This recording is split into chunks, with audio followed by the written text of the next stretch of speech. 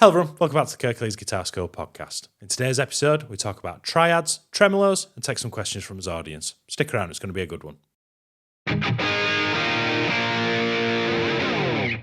Hello everyone, welcome back to the Kirklees Guitar School podcast, episode 14. I'm joined by my co-host, George. How you doing, George? Yeah, not so bad, James. So, we're thinking rock or roll this week, or stroll, of course. Okay, my week was a rock. I mentioned a couple of weeks ago I went to go see Robin Ford At the Picture Drum. In Home Firth.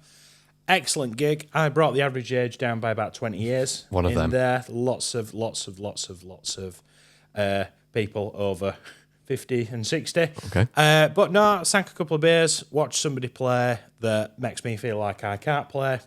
He recently bought a 52 gold top from ATB Guitars. I don't know if you follow I haven't heard of them, but... I've not been to the shop, but I follow him online, and it is on my bucket list of shops to go to. And he was recently there and ended up coming away with something for himself, and it sounded glorious. Mm-hmm. And that was like a sort of jazz blues trio type gig with an organ. It's been a while since I've seen a gig like that, but I'm really glad that I went. Yeah, fab. Other than that, I'm getting ready to go out on the road myself. I'm out on Saturday with Northern Life, so I've been prepping all that and getting all my rigs sorted. Those of you on the Facebook group will have seen I was asking whether to take the 355 or the Les Paul. And what we thinking? I'm going to take the Les Paul. Good choice. Stylistically, it's not the obvious choice, but it comes down to, and it ties into what we're talking about today, it's got a fixed bridge, and fixed bridges are more reliable. Indeed. And I'm taking the Jazzmaster anyway with this bridge, and it's more a backup. I might play it for one or two songs, but it's not. This is going to be played most of the night, assuming everything goes to plan. Fab. What about your week? It's a stroll this week. Stroll? Oh, so, dear. Neither good nor bad, really. Okay. Last night in Sheffield, a band called High Fade were playing. Yeah. I know this because I was on the fence about buying tickets. Now, they were on at 8:15. Now, we're about 40 minutes from Sheffield here. I finished my band session at 7:30. And I thought, you know what, on Monday I thought, I'm just going to get tickets. I've been thinking about it for a few weeks. Went on Ticketmaster or wherever, and of course, no tickets left. So that serves me right. I saw them in November. Now, if you don't know High Fade, they're three lads from Scotland, and they are 70s funk with Instagram reels, if they have, their love child. It's got kind of like, it's got that sort of, that funk kind of thing. Funk, wah, really kind heavy, of but distorted. But Harry Valentino, the guitarist, is extremely underrated. If you've seen him online, you've seen how cool they are. You've probably swiped through them busking, but but then to balance that out, I've gone down a bit of a rockabilly rabbit hole again. I used to have a Gretsch G2622T when I was 16. That was a bit like a 335, big humbuckers, big Bigsby, which we'll get on later. And I've been looking at those sorts of riffs there. That sort of bebop, doo-wop kind of thing. A few students have been getting involved in that as well. So a stroll this week, in the middle. Right. In the middle. Okay, so what's on the set list for today's show, George? Okay, so this week's set list, we of course go neck deep. That is our guitar portion of the guitar podcast. We're going neck deep, and we're looking at how to use a tremolo, but more importantly, the different sorts of tremolo systems. We've got tremolo on my Strat, got a different tremolo system on James's Jazzmaster, and then a Bigsby across in the corner at the side of the shot. We'll then talk about Floyd Roses a little bit as well. So different ways of making your guitar make strange noises. And also kind of how to use them, because a lot of people don't actually know. They want them on the guitars, but they don't actually know how to use them. Yeah, how and where. We always like to address that. Yeah, how, where, why. Our technical focus, we're looking at triads, so a bit of theory. Quite a few students recently, there must be something in the air, wanting a bit of theory. We'll look at triads. We try not to go too deep when it's stuff like this, but we'll end up in a big hole very quickly, I think. I've prepared a little bit for this that we don't sort of go out into the weeds too much. Okay, cool. If you'd like us to elaborate on any of that we go into, please do let us know in the comments, and I'll do my best to get back to you all. Yeah, and then we've got Pick Our Brains, 2 questions from the audience. The Facebook group are very good at supplying that, so if you're new to us, join our private Facebook group and have a chat, join the discussion. Yeah, our Facebook group's really rocking it. It is. We're over nearly 2,500 members now. I think it's 2.3 last time I it's checked. But getting yeah, we're getting there. there. We're getting there. And I think for those of you that aren't part of the Facebook group, we've started doing this thing called Feedback Friday, where you can post a clip of what you're working on, and myself and George will critique it and give you some constructive and positive feedback to go on, and that's completely free. You don't have to pay for that. It's I'd like to see a lot more of you getting involved in that, because I think it's really good for everybody involved. And then before our jam, which finishes every week, we've got Want of the Week, a new section. Anything on Facebook Marketplace, Thomann, Andertons that you've seen, you think that can go on the wall in a hard case. Any guitar, amp, something you've seen over the week that you quite like to get your hands on. How long have we got? I've got one guitar that sparked my interest over the week. Okay. You've probably got many. See, for me, it's cars. We could be here for hours of cars. I've already checked the MOT history on that I want to buy.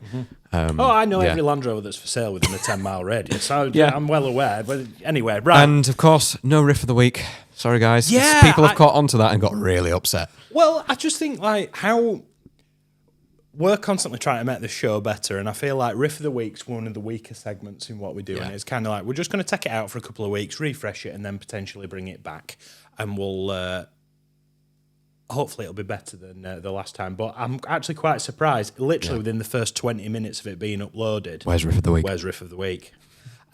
Which caught me by surprise, really, because I kind of thought you'd have all tuned out. They're not sleeping on it. Yeah. Well, yeah, very good. So, neck deep, James. Tremolos. Take it away. Okay, so first of all, I think it's really important to sort of say what is a tremolo? What does it do? Mm-hmm. How does it work? Yeah, and I'm trying to think of the Arnie quote. What is it? Where's your daddy and what does he do? Who are you? Where'd you come from? That's it.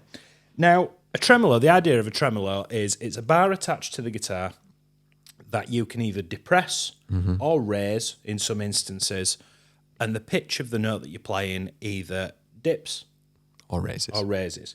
Now, I think what most people tend to do is just... Oh, that sounds fun. Yeah.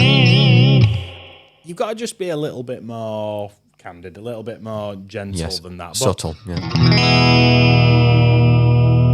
now, when I think of tremolo, the first person that I think of is somebody like Jeff Beck, who he knew how to work it. I think there's a strong argument for him being the guy for that. If you want to learn how to use a tremolo, go listen to some Jeff Beck.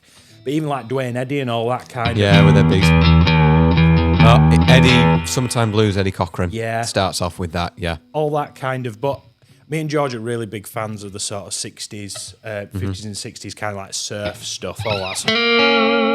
We're actually late starting today because we're just trading off Hank Marvin licks and stuff like that. Shadows, another great example. You know, there's that bit in Apache. Oh, here we go.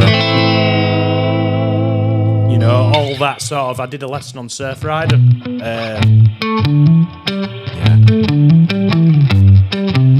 It's all got that sort of... Absolutely. But that's just using the tremolo going down. Now, if you're new to tremolos, I'd practice just playing a single chord with a clean tone and plenty of reverb. And just practice. How far can you push that before it sounds naff? You know, initially I went, you can be too rough with it. I think what a lot of people miss with tremolos is trying to be musical with it, trying to make it sound. Another thing I see when people are new to using tremolos is they can't reach it in time. Now, you probably see mine's, you don't want it on a Strat style guitar, we'll get onto this in a sec, you don't want it tight. If I went round another revolution, it would stay still. No, I don't like that. No, me neither. But a Bigsby, say, it's there, ready, it's taut. Yeah, and that's like my Strats have them.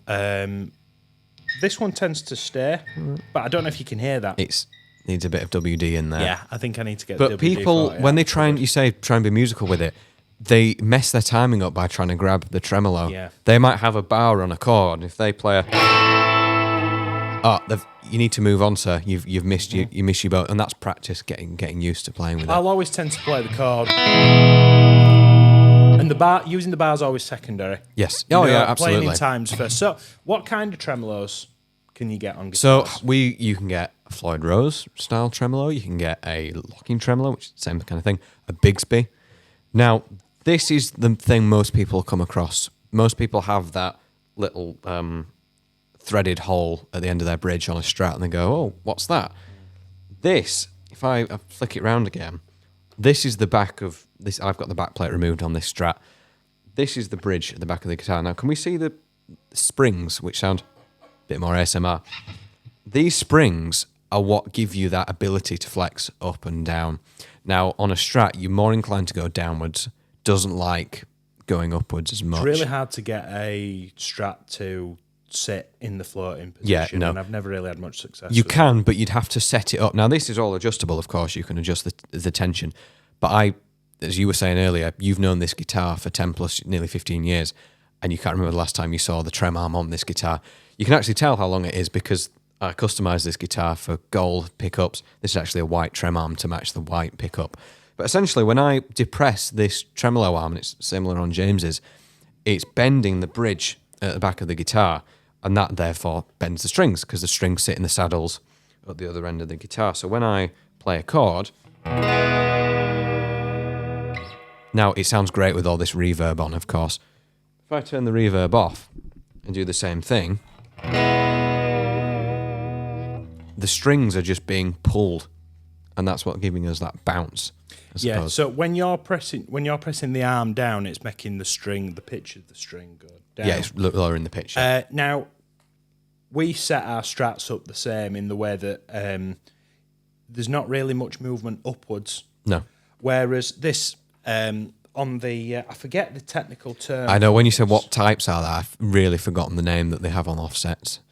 But they're all the same. Now, rather than having the back sort of burrowed out like it did on the Strat, if you look at the back of this guitar, it's just finish. There's nothing, there's no sort of routing at the back. But the routing the top instead, yes. And that whole unit sits in there. And it's just a slightly different design, but you can actually go up. See, I've never been a fan of that sound going upwards. Now, if you look at Eddie Van Halen or something on a Floyd Rose, he could make his guitar sound like a horse or an elephant. Yeah, if you've heard anybody doing, I call it fretboard acrobatics, where they're playing a pinch harmonic with the volume off, and then you bring the volume up whilst you're flat on the trem. Steve Vai has a song called Bad Horsey that's a really good example of that, where he literally makes it neigh like a horse. For the love of God, Steve Vai has some fantastic tremolo work, just subtly bombing on certain notes. Well, what he's doing is it's almost like bending a note. When you hear somebody play like that, he's using the tremolo to blur those sort of like cut-off points between the notes to make it really legato, make it really smooth. So a Floyd Rose is probably the most, and we don't actually have one here at the school to use, do we? Because they're rubbish. They have their uses. They're not rubbish. They're not rubbish. You've just got to spend a decent chunk of money on one, and you've got to maintain it. You've got to keep on top of it. But why would you buy a Floyd Rose over a standard tremolo? They can go both ways. You can bend the notes further, harder, faster. And most of the guitarists that play with Floyd Roses and use them to the full ability, you actually can't. It's really difficult to get the same. If you're going for the Van Halen thing, I'd really struggle to play that on a Strat. Yeah, you can't. He literally modified his Strat to make it do that. The main benefit of a Floyd Rose, if you have a Google, is they lock in place. So now I might end up tuning my guitar throughout this podcast when I use this. When, of course, you move the strings don't like being moved very much, and the intonation, the tuning will change as you raise and lower the pitch. But a Floyd Rose, you can lock the strings in place in such a way that even if you stamp on that tremolo arm, your guitar will still be in tune. That's a real hallmark of a good Floyd Rose tremolo system. Now, James has just loaded up his 335, and this has what we call a Bigsby, which my old Gretsch used to have. You can get a Bigsby on a Telecaster. You wouldn't see a Bigsby on a Strat. I yet to see one on a Stratocaster. No, you can get top-mounted ones on Telecasters, can't you? Now, it's just a different design. It is. Basically. It's all it is, but this is more common. If you want a tremolo on a Gibson-style guitar, 9 times out of 10, it's based off this design called the Bigsby. And the idea is it's an aftermarket part that's fitted onto the top of the guitar. And actually, depending on which model you go for, I think there's 9 variations. Right, okay. Depending on which variation you go for, some of them are really quite intrusive, involve you drilling into the top of the guitar, but some of them aren't. You can stick on some of them. You can get a plate that you stick on. Yeah, a Tremolo, no. Yeah. Oh, no, not a tremolo. No, a vibramate, it's called. Yes. So, regardless of how it works, it's the functionality that I'm interested in. Now, let's do a little bit of backwards and forwards, George. Okay. I think these sound completely different. They do. I think arguably because of the humbuckers as well and the hollow body, but a Bigsby, guitar equipped with a Bigsby gives you such a bigger, fuller sound. Right, I'm gonna play an E chord, Yep. and I'm gonna wobble it, and I want you to do the same. Okay.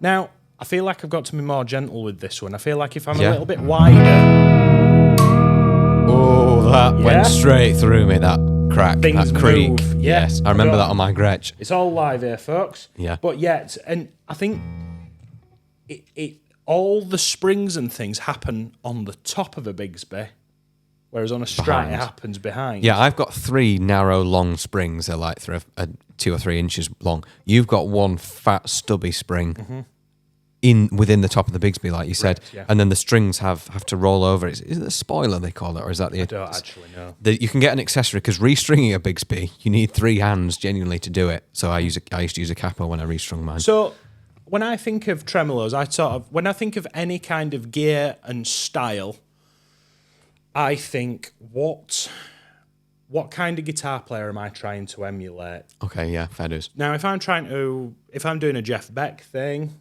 it's going to be a Strat. You know, that is genuinely the best tool for the job. If I'm going for Dwayne Eddy, Needs to be a big Gretsch or a Gibson if hollow I'm body. going for surf stuff, the offset comes out. So, as a working guitar player, this is my justification for having lots of guitars. Yep. I feel like I need to have the right tools for the job. Yeah, okay. Do you need all 3 as a guitarist sat plumbing away at home? Absolutely not. And you could... The only one that's the defining sort of the one that you need for quite specific stuff is the Floyd Rose. Yeah. And 9 out of 10 people that come to see us at the school will never need that. It's quite specific, and you've kind of got to be under the age of 20, really. And you kind of It's it's fashionable using a trem. I might leave this on for a couple of days after we finish filming this. Then it'll come off because I don't really use it, don't really need it. Yeah, and I just mind, especially on my Strat, it's more an ornament, really. I used to, the band I used to play in, when I had the Gretsch, I used to use it to embellish stuff. So I used to play the instrumental in our version of Stand By Me, B.E. King. We used to play it in B. And the instrumental I'd play a B, arpeggio.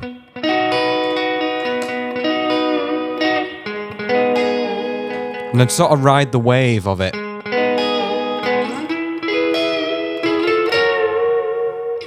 And I'd incorporate the Bigsby, the trem system, into that solo. I'm not really doing much with it. But then you're mentioning using multiple guitars for multiple jobs. The humbuckers on a Gibson Gretsch-style guitar, crank the gain up, you can do some dive bombs and stuff like that, which is where you play the note first while it's depressed. Mm-hmm. Like a...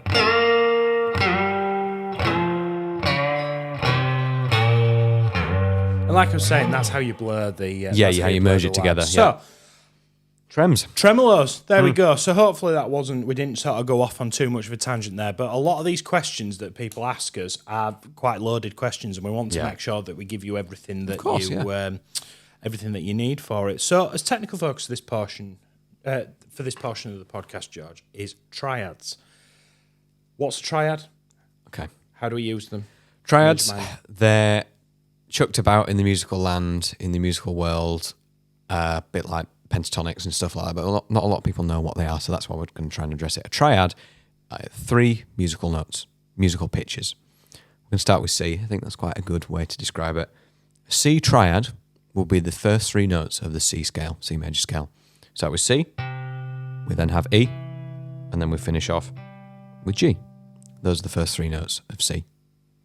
Think of a piano. Most people have messed around with playing piano before. When you make a chord on piano, you put 3 fingers down. You're hitting that C, E, and G. Well, this triad idea can be major. Here it sounds happy. It could be minor. A minor triad. Now, this is every note on the fretboard. You could do that whole exercise. Now, what I'm actually doing, if you want to find these at home, let's say I'm on G, 3rd fret on the low E string, 2nd fret on the A string, 5th fret on the A string. That's my 3. Now I've got a few ideas of how you can use these in, say, improv or playing, but have you got any more theory knowledge for us on I that? think we need to do a whole other. Maybe it's time for a new segment to be added into the show that sort of compounds over. Say, I don't think I'm exaggerating, over a dozen episodes of here's a really little nugget of theory that you can learn, and we'll add something on next week. Yeah, fair dues. We'll add something on, because theory is the amount of people that come into the studio and say, it might be the last 5 minutes of the lesson, and they go, oh, so yeah, that theory thing, I'd really like to know some theory. And I'm kind of like you, 25 minutes ago would have been a better time to bring that up. And I think theory, you've got to think about theory think of it as little wins. And you don't have to be in a walking encyclopedia of theory to understand what triads are. But I feel like to really kind of bring anything to the podcast of value for this stuff, for theory, we all need to have like a surface level understanding of that. And maybe that's something we can work on behind the scenes to do. But a triad is basically, as George, just reiterate what George is saying, it's 3 notes that make up a chord. Now, regardless of whether it's major, minor, you'll hear us bat around things like major third, minor third, perfect fifth. Outside of that, what is the purpose? Well, a major triad mirrors a major chord, C major. A minor chord mirrors a minor chord, C minor. It's good to know the names of the chords that you're playing, because if you're trying to improvise or you're trying to pick out a melody that somebody else is playing, it's all data, it's all information. If I'm transcribing a song that's in the key of C and the band is playing a C chord, I can guarantee with probably 70 to 80% certainty that melody is starting on a C, an E, or a G. Because it's the triad, or sometimes they're called chord tones, as American friends call them, chord tones of the melody.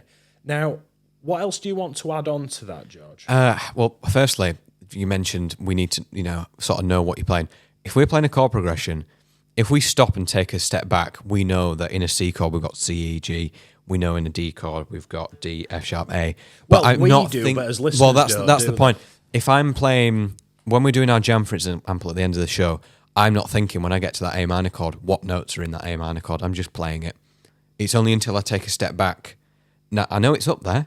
It's like in your job, if you're doing what you do on a daily basis, you're not thinking exactly what you're doing. But the thing I wanted to add, I've done this with a few people in, say, a blues improv. Can you just give me like an A shuffle kind of thing? The famous A shuffle from the KGS podcast. Now you can minor. Play me a major, or just you want. Yeah, so I'm going to put. Now that A triad, the triad I demonstrated earlier, I can find that at the bottom of a bar chord. So when James is playing that A shuffle, for a bit of improv, I can go. And I can take that shape when he moves to the 4 chord.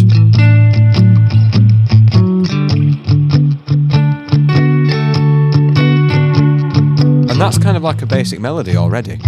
If you're that. So the thing I'm trying to get is how to make it usable. Use that E string. Well, talk about 145. 145, yeah. Sorry to cut you off, but you knew that 4 chord was coming, and you can go, right, well, I can land on either a D, an F sharp, or an A, and it's going to sound fab. Sound nice, yeah. But also, I don't tend to use triads like that. I only tend to use those when there's a chord outside of the key that's what we call non-diatonic. I'll go for. Now, how can you practice arpeggios at home? I think is a really... That's a good point. How can you practice triads at home? Arpeggios... Is a broken chord. Is a broken chord, okay? So something as simple as... let me think of... We'll do a G first. I'm playing that on Saturday. I'm going to start with the root, which is a G note, and we're going to start that with the 5th fret of the D string. I'm using my ring finger. I'm then going to play with my middle finger the 4th fret of the G string, which is your B, and then with my index finger, I'm going to play the 3rd fret of the B string, which, confusingly, because we just played a B, is a D. But it's just happens to be a B string. So this is that when we say broken chord, a lot of people don't know what that means. If you think, bring it back to food. If you think of a carbonara, the broken carbonara would be eggs, bacon, pasta. Yeah. That's it. It's the ingredients. It's the things that make up. That's a really good way to. But yeah, I love an analogy. I'm really trying not to bring up tyres in this podcast. Yeah, the broken chord. It's the ingredients. What makes up that chord? So you've got starting on the D string, working. We're going to work through all the 4 remaining strings. We've got 5th fret on the D, 4th fret on the G, 3rd fret on the B, and then I'm going to play the 3rd fret on the high E. What's that? Well. What's that extra note at the end? So that's called the octave. There we go. So I've started on a G, G, B, D, G. Now he's allowed because that's a G. He's part of the club. Yes. But if you were to take that shape and move it up 2 frets, you've got A, C sharp, E, A. So you've played a different chord, but you've kept the same shape. Yes. And some of you will recognise that as a bar chord shape. I've just lifted that from there. Now, what I'd like you to do initially is, rather than try and memorise all 12 diatonic chords, just take that shape and kick it around the fretboard and go, okay, well, my first note is B. Okay, can I work out, looking at my fretboard, what those notes are? Rather than trying to sort of reinvent the wheel, just go, right, all I'm going to do is I'm just going to play this G triad, and I'm just going to, for the rest of this week, I'm just going to try and remember GBD. Yeah. And those little wins compound into something massive. They do. Yeah. This isn't just a pointless exercise.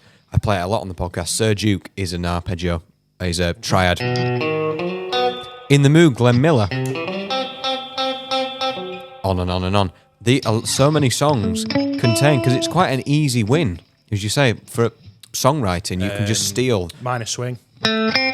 Yeah, that's the minor. Yeah. So now, if you're looking for a minor one, you do that same principle that James has done. But what we do is called flatten the third. Now, what that means is taking that third note, that major third. By flatten, we mean take it, if you're looking at your fretboard, to the left, to the left, to the left. And that's your minor third. You can hear instantly it's gone happy to sad. So instead of 5, 4, 3, 3, it's 5, 3, 3, 3. Yeah. And then it becomes Roxanne. Yeah. Isn't it?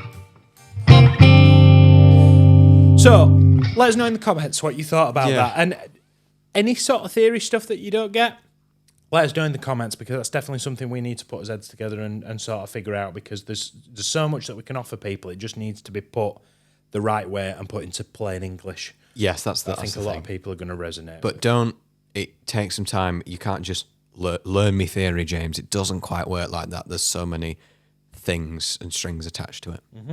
No pun intended. Literally strings attached. Yeah, very good. So we've got tone talk. No, we haven't got tone talk. No tone talk this week. It's Pick Our Brains. So I'll back the first one too. Okay. Yeah, cool. So Jeff asks, Moises app, do you use it? Is it any good? Is it useful for learners? I'd love to respond, Jeff, but I haven't come across it. So I can't comment on that one. Okay. To be extremely helpful there, I presume you have come across it? Yes, I have come across it. I use it. It was actually somebody in the Facebook group that recommended it that led me to. So for those of you that don't know, Moises is it's an app, but you can get it on just like your regular internet browser. And what you do is you take a song that you're learning and you can throw it into this program. Oh, is this the split program? And it splits it all up. Now, this is useful for a number of reasons. You can split it up to get, if you're struggling to hear what a guitarist's doing, you can strip it back so that you're just getting the guitar part. Okay. But also you can use it as a practice aid. You can slow it down. You can loop certain sections. If there's one bit of we were in the lead guitar class last night. We started working on Thrill Is Gone. Nah, I love that song. Yes, well, it's all vibrato. You know, it's you've got to study the King. Yeah, all that. So what I could do is I could load that into Moises. We were looking at I don't want to butcher this too badly, but the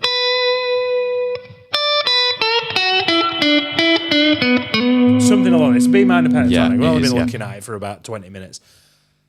I would take the first maybe 10, 15 seconds of that lick and I could chop it out into Moises and use it as its own little practice aid and just be run around it rather than having to stop the video on YouTube, rewind it back to the beginning, messing about with the speed, one thing or another. It's just a really convenient way of putting it all in.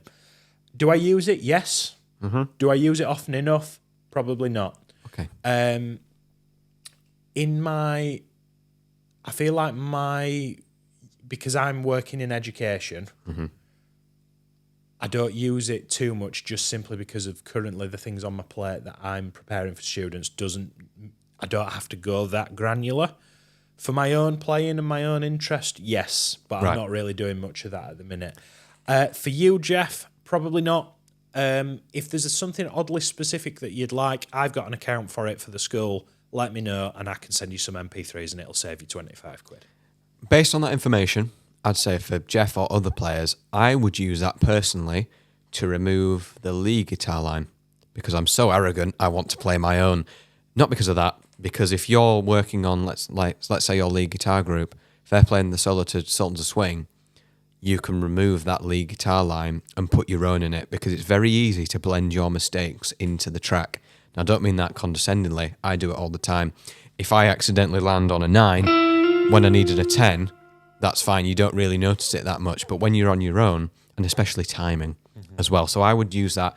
There are a couple of backing tracks on YouTube where it's the solo backing track. You can take out the lead, but that's how I'd use it. And they're quite difficult to find a good quality one, whereas when you're actually playing along with Dire Straits, there's no better backing band than that. No, exactly. You know? Yeah, because it's the supermarket bands that sort of play, if you know what I mean. Like, if you Sweet Child as well. Sweet Child of Mine is a relentless for people. You know, if you look at Sweet Child of Mine backing track, the singer, I might have been able to do a better job than him.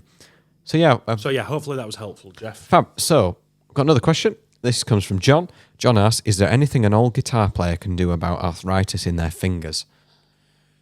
This has been at the front of my head for quite a while. We've got quite a few people currently on the books for the school that are that struggle with this.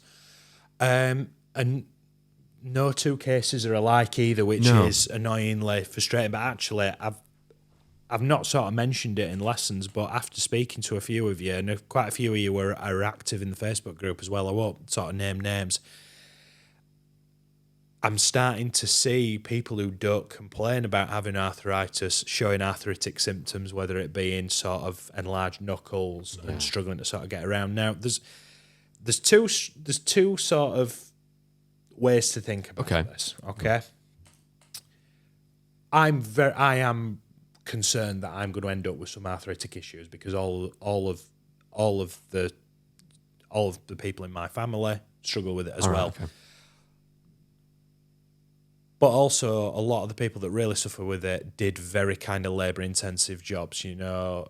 You're from a farming background, yeah. So working with your hands a lot. And I mean, I was a tradesman until I sort of became a full-time user. And I'm not afraid to graft still. I think it's really important that you do. Yeah, it is. Yeah. In one instance or another, you always you need to learn how to use a shovel. Let's put it that way. Yeah. But if you're coming back to guitar later in life, or you're sort of rediscovering the guitar, there's not really a lot you can do to sort of make that you don't already know, basically. There's no secret sauce that I can give you. No. Hand exercises, and all the stuff that you should be doing that your doctor's telling you to do, i.e. diet, medication and things like that. I'm not the person to comment on that. There's a gentleman who we teach at the school who went away and took one of those little hand exercises. Mm-hmm. I've seen those, yeah. Now, I've always kind of saw those from a distance and sort of pointed and laughed and thought, yeah, that's somebody trying to cash in. Now, it's Nigel. It's Nigel. Okay. Nigel. He swears blind that that's really helped his mobility on the Good, fretboard. if it ain't broke. He couldn't, and Nigel lent us the Donna travel guitar. Yes, a couple of weeks ago. And annoyingly, he couldn't get it in the suitcase to take it on his holiday. He's been to Spain. Yeah, it was just too big. There was I'm paraphrasing, but there's one reason or another he couldn't take it with him. So he took this little hand thing, and I saw him after. I haven't seen him for a month, just for one reason or another. Half terms, both of us being away, one thing or another. And he come back to the studio, and actually, I don't feel like he regressed at all. That's cool. Whereas normally I'd be like, gimmicky Amazon things, stay away from them. So maybe it's that, maybe it's an effective warm-up routine, but also you've got to factor in, John, we're early 30s, early 20s. We're quite a long way to go. Be plagued with it, yeah. And I don't know, maybe ask me in another 30 years' time how I'm feeling. But also, that's a consideration for me now, is trying to look after my hands. You know, your preventative maintenance. Yeah, wearing gloves, trying to look after myself a little bit more, and that kind of stuff. If I was in that position, I'd do all the things that my doctor's telling me to do that's going to make it better. But I'd also just go into that with a little bit kind of view of, you know, for argument's sake, if you're sort of between 60 and 70 or even late sort of mid-50s, I know people are getting it earlier and earlier and earlier, aren't they? But if I was in that boat, I would say I'd give myself that permission to kind of let it take a little bit longer, and it might just be one of those that your hands hurt a little bit sometimes, and that's not very helpful, but you just kind of got to suck it up, because that's how it is, because the alternative is that you don't play guitar. I was going to say, I teach a lady who's really coming along at the moment, had lessons for 2 or 3 years. She types all day. She's in something posh, fancy, pays well, that sort of thing, but she struggles with it, and she has a really good attitude of, if she misses a chord, it's not blamed on the arthritis, but she knows why. Because her index finger hasn't crooked the way she needs it to make that shape for that chord. And as you said, we're fortunate enough, but you kind of just have to go, oh well, I can't do that. Now, as a sort of as I get into sort of my mid-50s, late 50s, I might be able to sympathise with people a little bit more, but I don't know what it feels like. If you look at James's your one-to-one videos, your YouTube videos, you've got a big Marshall stack behind you. Yeah. At a push, you can pick that up and take it up the stairs, upstairs. 100%, yeah. I can't do that because I'm not as strong as you. Right. I'm not going to get upset about it. You just are a stronger bloke than me. And if your hands aren't working how your tutor's hands are working, I think that's okay as well. I think we're very quick to be, oh no, it'll get better. But sometimes it might not. And John, you just have to keep going at it, really. Now, I might be talking out of turn here, and please correct me if I'm wrong, and please let me know in the comments as well. So I'm caveating this. This could be the last episode of KGS podcast. This is James Science, okay? I'm under the impression that your fingers, the way your fingers operate is not necessarily through muscles like, if I pick up something heavy repeatedly, I'm going to get big biceps and look like Arnie, right? If I exercise my fingers, I'm not necessarily going to get little... Yeah, there's that meme of bass players with the little bicep at the bottom of the finger. If I understand it correctly, your fingers are used. What we use to play the guitar is ligaments, and ligaments are like sort of strings that run down your arm and into your elbow, and I think they actually go up into your shoulder as well. Again, James Science, right? Okay. If you lift a weight, you'd get stronger. If you're doing this with a finger exerciser, I wouldn't say that your fingers are getting stronger. No. I think it's more like a yoga thing where essentially you're stretching out. Yeah, you learn to do it. I play it quite a lot, this kind of... 5 years ago, I couldn't play that quickly. My fingers are no more aggressive than they were before. Ironically, being down to my fighting weight. When I've got a lot of gigs coming up, I will sit on the couch with an unplugged electric guitar and run up and down spider exercises. I did that in lockdown. I didn't play as much as I should have done 5 years ago in lockdown. And when we were starting to get out again, I played it and went, oh, I'm really slack. Yeah. And the way I got around that, I just sat with the metronome and went up and down position 2 of my major scale, because that had the most notes in, and I just tried to up the speed to get cleaner. And what made you go? Is it just simply the most amount of notes? Because the pentatonic, if you know the pentatonic or the blues scale, you can do it blindfolded. But it's got a big span of notes, position 2 of the major scale.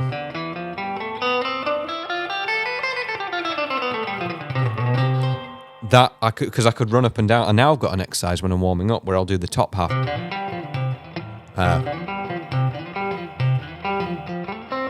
And really I'll just sit and I'm putting too many hammer-ons in there, so I'm cheating. That's a bit of practice discipline there. There you go. That's what you can get crosshatters for this week, Reddit. Yeah. Now, Do you need to learn a load of scales specifically for that exercise? No, just pick a scale, because what we're working on is not necessarily what the notes you're playing. It's that I sort of describe it as a triangle between your left, your right hand, and your brain. It's reps and sets. That's all it is. It's and even the sets spider exercise, that chromatic 1, 2, 3, 4, 1, 2, 3, 4. Any beginners I have now, I will give them the spider exercise from day dot. Say, the more you play that, the better you're adjusted you are to playing notes on your instrument. And I feel like it's sort of done to death, that, isn't it, in guitar education? It's like, oh, here's another spider exercise, but it's like... It's crucial. It's key skills. Like, you're not going to impress your mates down the pub playing it. So, yeah, all that sort to say, John, like, I don't really have anything outside of what we've discussed in your lessons that we can talk about, really, other than... do what you're supposed to be doing health-wise and try and spend lots of time playing little fiddly things. But you know how I talk about watching telly and playing guitar unplugged. Make it as candid as possible, yes, I think. and it's finding your way around it, because, you know, with the greatest respect, hands that are 30 years plus younger than yours are going to move more. I can't really give you any advice on that, because I've got a bit of catching up to do. Yeah, fair dues. Want of the week, then. Yes. So this is I missed this on the crib sheet. So this is a complete. I saw your eyebrows raise when I mentioned it in the set list. So want of the week, I saw on Gear News, because I wrote the article, a new guitar that's come out. It's called Epiphone, inspired by Gibson, a series where you get, it's Gibson almost. You get an Epiphone headstock, but you get a guitar that's kind of the real deal. It's more premium end Gibson. Yeah, but for Epiphone, you're still paying over 4 figures for them. But this led me on to want the real deal from the 60s. I'm referring to a 1963, 1964 Gibson SG with a vibrola. So this ties into our tremolo stuff. It's just perfect coincidence, actually. Vibrola is a bit like James's Bigsby, but it's totally encased in chrome. It's just another design, isn't it? It is. Reason being is because on the Revolver album, George Harrison used this guitar for Paperback Writer,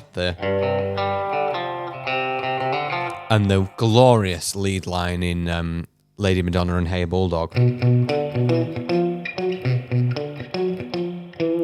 It just looks... I've never been a big fan of the SG. I've played yours a handful of times. It's not my size guitar. I've never quite got on with it. But it looks so much longer in scale proportion with that vibrola. The hardware, it's that cherry sunburst kind of thing with the grain. And all the white pick guards and stuff and the switches, I've actually got kind of like a green kind of... It's like a mint colour. And it just looks nice. Does it do something for you, That's George? My want of the week. Is it really? Right. Because... Now, this is the second time that you've mentioned this to me, George. Yeah, because you like SGs a lot. Yeah, but George is tighter than a duck's bottom. Yes, I won't buy one. No, he won't buy one, but he'll keep talking about. I'll buy the cheap Chinese one for a £5 on Marketplace, but I won't. But in this instance, but that's my want of the week this week. It might be an amp next week. What does that retail for? Oh, so the new Epiphone one, that's the problem. You've got all this 64 spec stuff, but it says EPIPHONE at the top, and I'm not spending, I think they're £1,225 new. If I ordered it now from Thomann, that's how much it would be. And I'm not paying that for an Epiphone headstock. Expensive Epiphones. Whereas the real one, if you were to get a real 60s Gibson, you're probably looking at triple. I've always wanted to buy, because Gibson reissued those with the Gibson headstock, same idea, basically the same guitar, but the headstock was a modern headstock instead of the old-fashioned one, because the old-fashioned one's wider. They are, yes, yeah. You can pick those up with a Gibson headstock on Facebook Marketplace for around the 14 mark. So you can spend £200 more second-hand and get a Gibson if that's important to you. We discussed that in previous episodes. That's important to me. I've always wanted to buy something like that and then take it to our friends up at Ackworth and get them to refinish it in Pelham Blue. Dave Grohl spec. Yeah, but an SG instead of a 335. Now that's the thing. I know you have vintage guitar. I drive old cars a lot. I'm fortunate enough. I own a few, drive a few. I don't mind taking a 70-year-old car on a good blast on the road because they need to be used. If I had a 1964 real Gibson in my hard case, it would live in the hard case because I'd be so paranoid about nicking it or getting, scuffing it up. But you have these vintage guitars. Yeah, but also I want to caveat that my vintage guitars are technically vintage guitars, but they are Just because of age. Bottom of the price scale. Okay. Now, I will get onto my want of the week, which kind of ties into this. I had a bit of an interesting moment this week. I'm currently having a bit of a storage issue with my guitars. Now, there's not too many of them. There can never be too many of them. It's a storage issue. That's like an alcoholic saying they don't have a drink problem. Yeah, exactly. But I've got all these beautiful guitars sat in cases, and they only come out when I'm using them for a particular job, because they are tools. And I'm sort of thinking, how can I redo the studio here in a way that I can get a load of stands and have them all on display? Because I would end up, like, my white Strat hasn't been out of the case in probably 5 months. Okay. If it was on a stand, I'd be more inclined to pick it up and play it. Well, we used to have in the studio, if you remember, for those of you that were here, the waiting room used to have 2 guitar rails, but people kept banging their heads on them, so we had to set them down. But I'm sort of thinking something similar for that. But then I sort of think, I've got a lot of money tied up in guitars now. Mm-hmm. And I'm kind of going, I've always wanted a pre-CBS Strat. It's the room. That's what I think. It's the space. Do I flog all of them to get one? To get one daddy. Put all your eggs in one basket. But then I'd be frightened to even lock it up here at the studio and go home. So it's one of those, like, I think my Les Paul is probably the most valuable guitar that I own.